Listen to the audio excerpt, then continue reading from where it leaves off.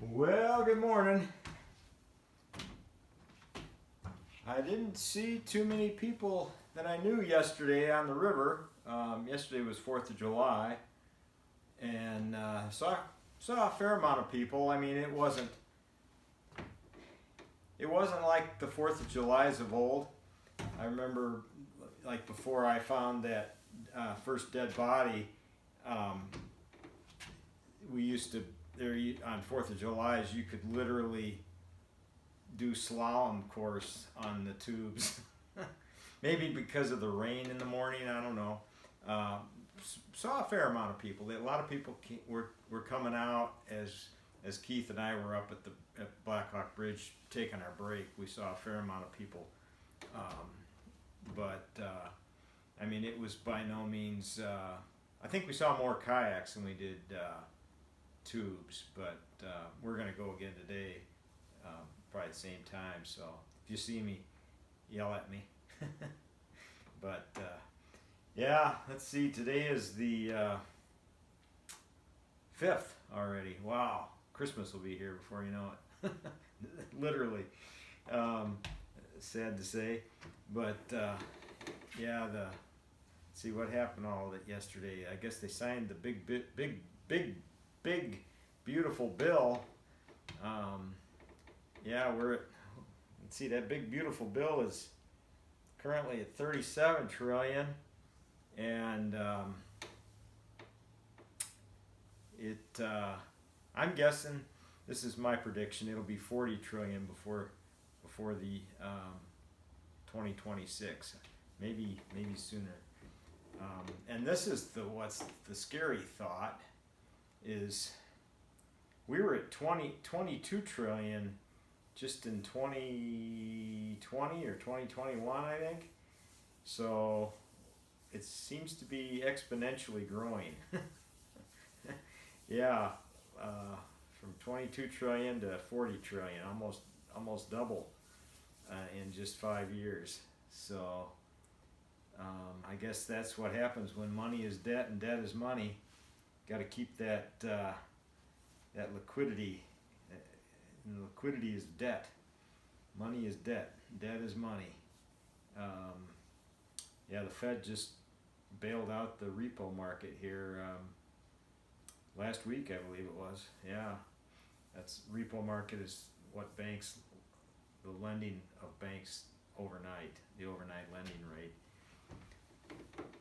So, yeah, I'm thinking, you know, if that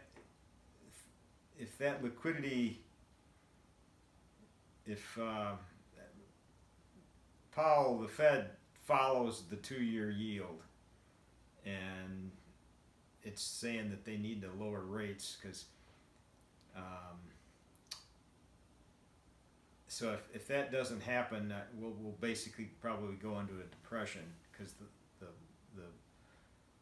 although QE and QT, that's quantitative tightening and quantitative easing. If you're lending to the banks overnight, that's a form of, they have their sneaky ways of sneaking in the quantitative easing, it seems like. But if not, we'll basically go to another depression like 29. And instead of hey buddy, can you spare a dime? It'll be, hey buddy, can you spare $1 trillion? Talking of countries buying our debt. I'm literally. I mean, we're talking trillions here.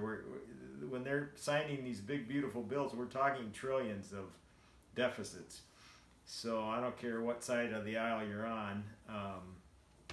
It's all one big bird. The two wings fight, but it's